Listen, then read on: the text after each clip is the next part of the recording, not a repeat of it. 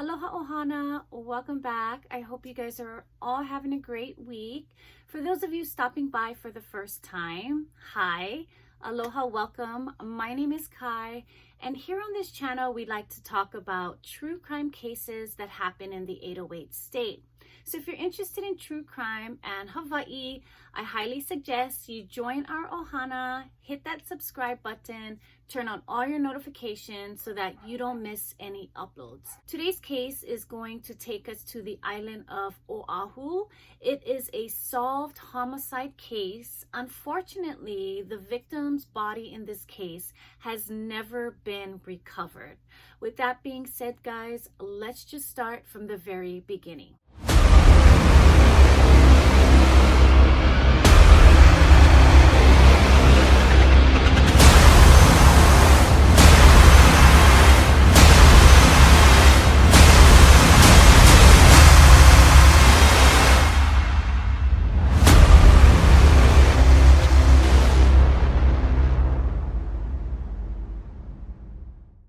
Masumi Watanabe was born on June 26, 1985 on Sado Island in Japan to parents Hideichi and Fumiko Watanabe. Sado Island is a part of Niigata Prefecture, which is facing the Japan Sea. It's about 25 miles off the coast of Honshu, Japan. The island itself is about the size of Oahu, and the population is about 70,000 people. So not a very large population, considering that it is Japan. Masumi was the youngest of 3 children. She had 2 older brothers, which placed her as not only the youngest of the family, but also the only girl, the only daughter in the family. Masumi's father, Hideichi Watanabe, would love to go fishing for a pastime hobby. And whenever he would catch fish or large hamachi or squid, he would bring home the fish and share it with his family and friends. Masumi's mother, Fumiko Watanabe, is a loving, stay-at-home mom who took pride and dignity in ensuring all of her children would grow up into being fine adults. Now, who is Masumi Watanabe? To share a little bit about Masumi Watanabe, she enjoyed playing games on the internet, listening to pop music, watching drama television, and reading books about love stories. Her favorite movie was Spider-Man. Some of Masumi's favorite foods were hamburger and spam, and for fruits, she loved grapes and cherries. Masumi is described as a shy, kind of an introvert individual. She loved nature and expressed her feelings through her drawings. Masumi was a great artist. She enjoyed drawing dogs, from beagles and basset hounds to collies. She also drew fish, ladybugs, and dinosaurs. She loved her friends within the animal kingdom, and perhaps Masumi's love for animals was an extension of her shyness towards the outside world. One of Masumi's immediate goals was to become independent. She looked forward to the day she would be able to rent her own apartment and own her own washing machine. Ever since Masumi has obtained her driver's license, she's always wanted a car because having a car would kind of give her that independence. You know, she could go wherever and whenever she wanted to.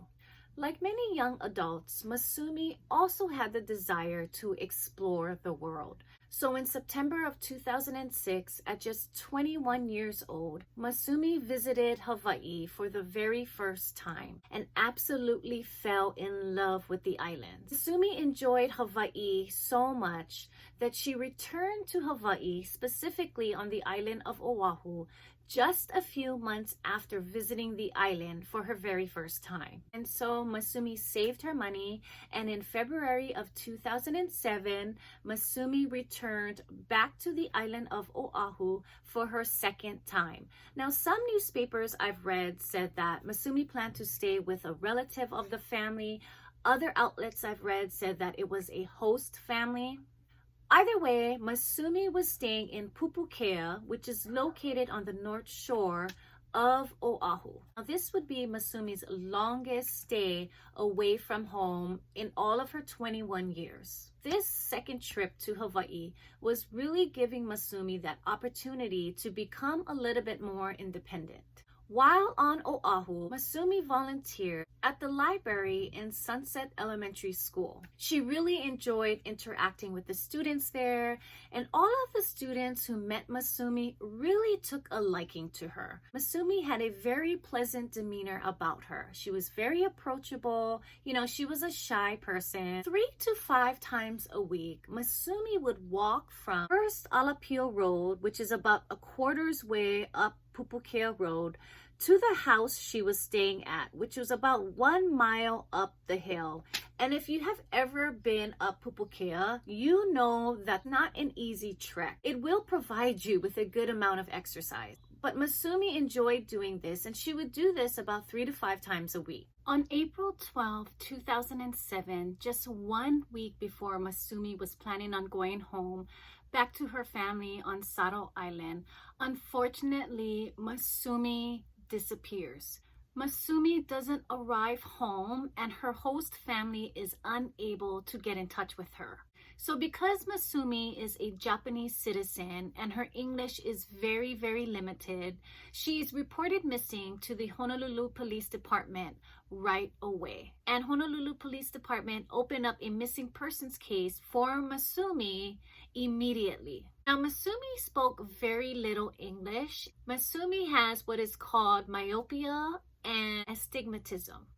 Myopia, also known as nearsightedness and short-sightedness, is an eye disorder where light actually focuses in front of instead of on the retina. This causes distant objects to appear blurry while close objects appear normal.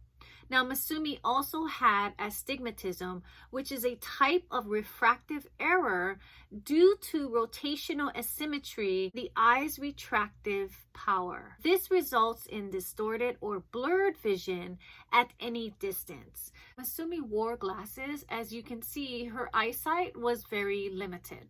HPD and detectives waste no time in trying to find Masumi. On April 13, 2007, a female witness comes forward and tells police that she saw Masumi getting into a Hau'oli termite and pest control truck through the driver's side door on the morning of April 12, 2007, near Alapio Road, which is on Pupukea Road. The witness claims Masumi looked very confused and she wasn't speaking to the male driver, but it seemed as if this male driver, which was described as being a Caucasian man, was speaking to Masumi. Another huge tip in this case is when a man comes forward and tells police that he had confronted a man with a flashlight digging a hole near Kahana Valley around midnight on April 12, 2007.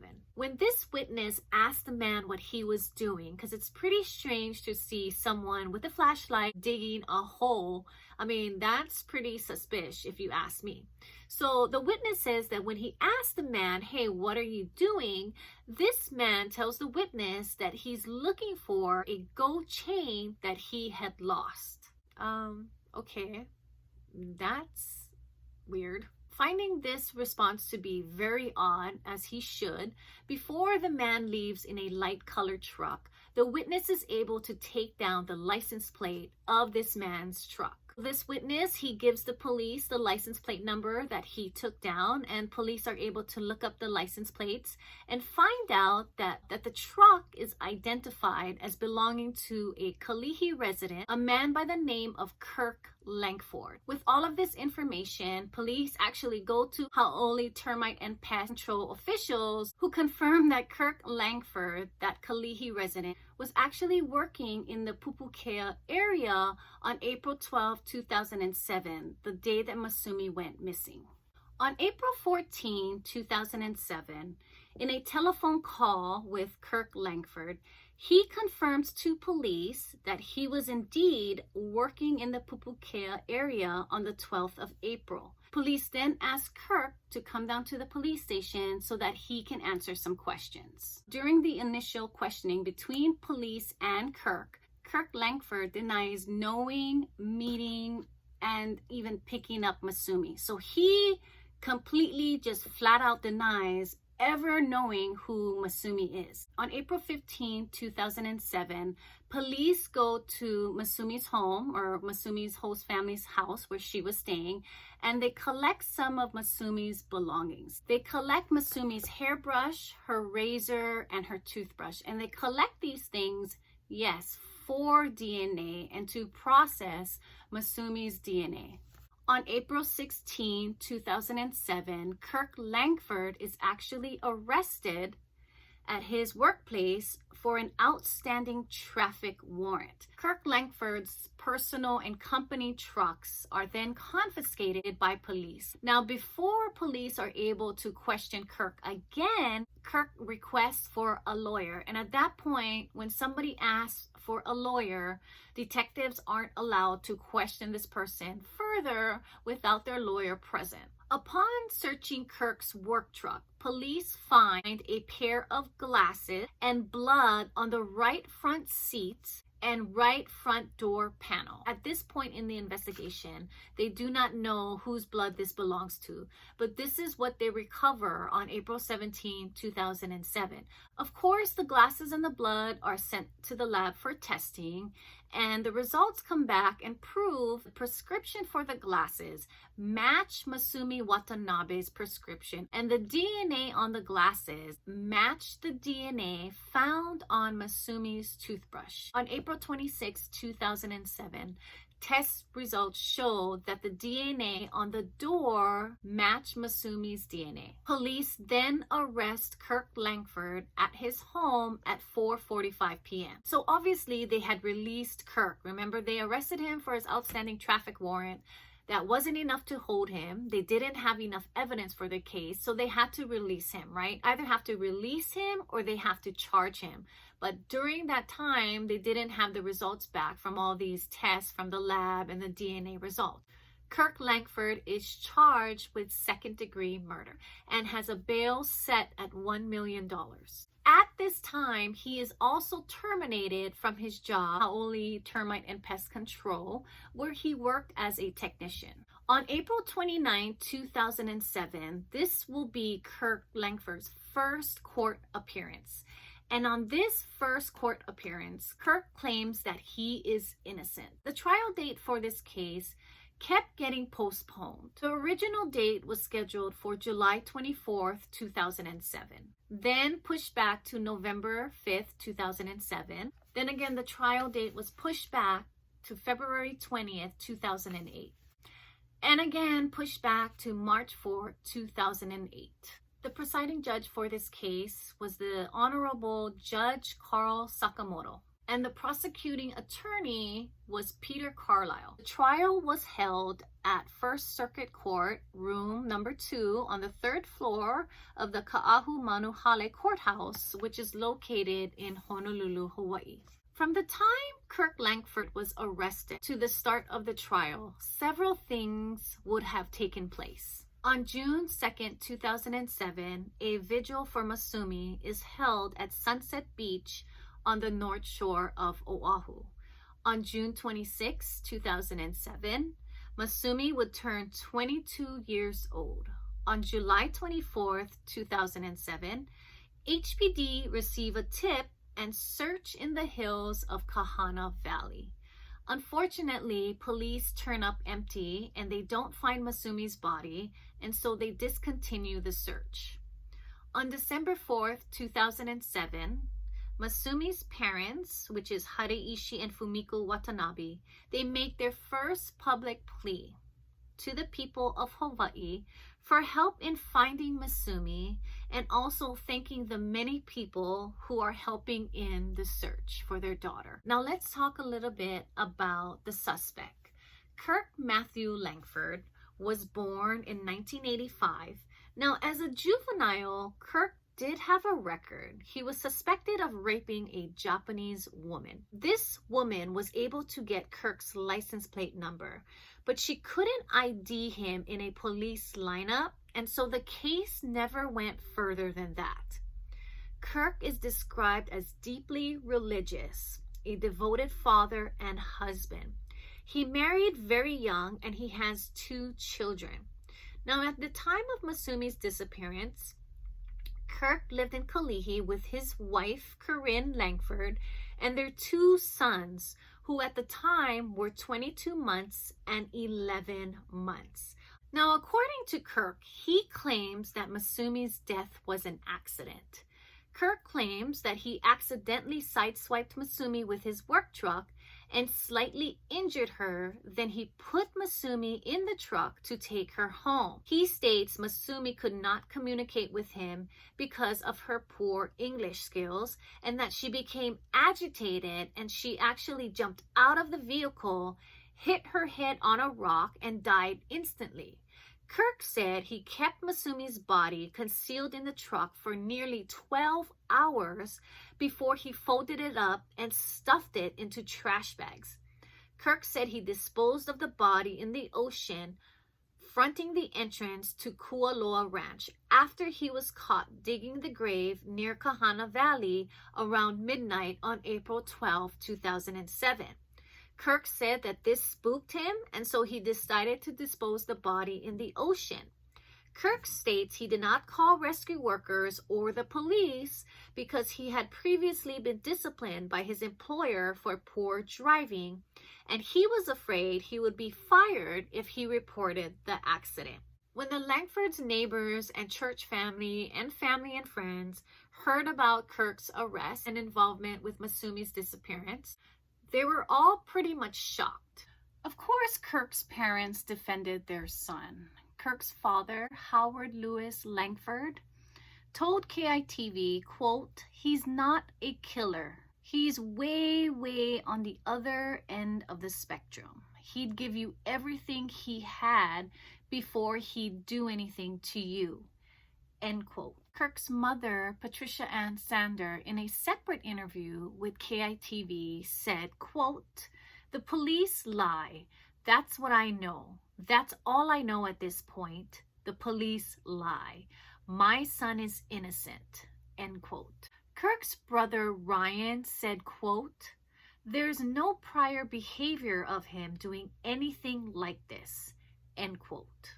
Some of Kirk's neighbors who didn't want to be identified said they were very shocked to hear about Kirk's arrest and said that Kirk is quiet and pleasant. Joshua Rum has known Kirk for about 4 years. Joshua and Kirk were members of the Potter House Church. Joshua describes Kirk as, quote, "An upright man, very honest. He's very faithful," end quote. During the trial, Kirk's account of what happened in the trial, Kirk testified in defense of the murder charges against him. Kirk admitted that he lied to the police, Officer Phil Camaro of the HPD Missing Person Detail, about never seeing or encountering Masumi or letting her get into his Hau'oli termite and pest control workshop. During the trial in court, Kirk said that he accidentally struck Masumi and said he saw scratches on at least one of her hands and that she was holding one of her arms. Kirk said that he was able to persuade her to get into his truck even though they couldn't communicate due to the language barriers. Kirk said that he believed Masumi understood that he wanted to drive her to where she lived. That is Kirk's testimony in court during the trial. On the other hand, prosecutors believe that Kirk beat, raped, and murdered Masumi. I believe Kirk was offered some kind of deal if he told where he put Masumi's body, but Kirk refused the offer. Prosecutors believe that Kirk denied this offer is because if Masumi's body was to ever be found, there would be ample evidence to prove that she was actually murdered and it was not an accident. The trial lasted for about 5 weeks, and though Masumi's body was never found, city prosecutors can proceed with a murder charge under state law if they have enough evidence to establish that the victim died. Now, Kirk wasn't denying that Masumi was dead, but Kirk was denying that it was an intentional murder. Kirk is trying to claim that it was an accident and giving all the excuses in the book as to why he didn't report this accident. Now, I'm just going to plug in my personal opinion here, but I'm sorry. If you are a church-going, loving, godly man, and if you accidentally, I have air quotes here, if you accidentally hit someone on the side of the road, I'm sorry, but you're not going to cover it up. The first thing, your first godly instinct would be to call rescue workers or the police or, render aid. You're not going to conceal this person's body and then stuff it into trash bags. So I'm sorry, Kirk. I don't believe it. I think you're full of shit. That's just my personal opinion. You guys watching the video, you guys can form your own personal opinions, do your own research. I'm just giving my personal, unprofessional opinion, okay? So don't come for me. Experts at the trial described Kirk's version of events as impossible. A crash recreation expert said that Masumi would have had severe injuries if she was hit by a truck. But Kirk said she was only scratched on her arm and hands. The truck's side mirror and antenna were intact, and they should have been damaged if Kirk had run into Masumi as he said he did.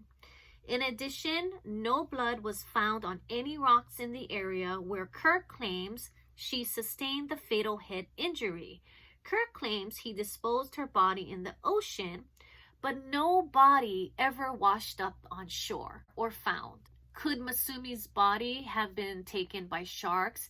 Maybe. I doubt it. I mean, you still would find pieces of her, whether it be her clothing or, too graphic for you here, but parts of her body, her limbs, I don't know. There was also a large crack in the front windshield of Kirk's work truck. Kirk claims that the damage was caused by a bird. No blood was ever found in the truck bed where Kirk said that he put Masumi's body.